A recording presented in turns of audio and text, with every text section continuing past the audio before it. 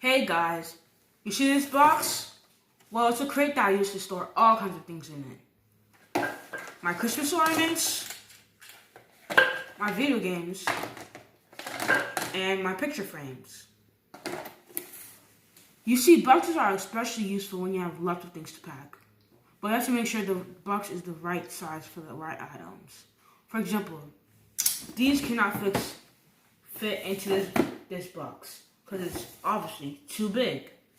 But if you put it in here, it's obviously going to fit.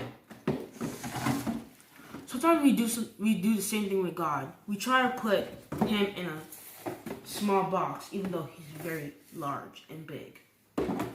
Have you ever considered how big and mighty our God is? We're talking about the creator of the universe. He is Yahweh, El Shaddai, and the Most High God. The one who gives life and the God who does wonders and miracles. As a matter of fact, everything about our God is huge. His mercy, grace, and endless love could not be contained into a box. You and I are guilty of putting God into a very small box every time we think he cannot do something.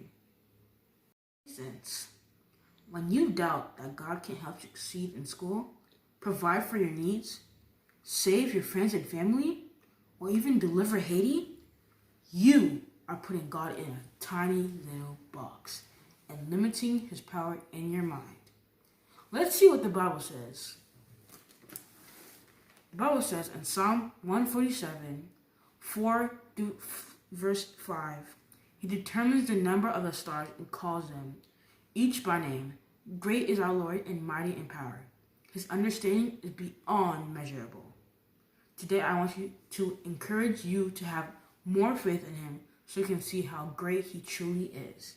Remember, our God is huge. Our God cannot be limited by space and time, and most of all, he can never be put into a box.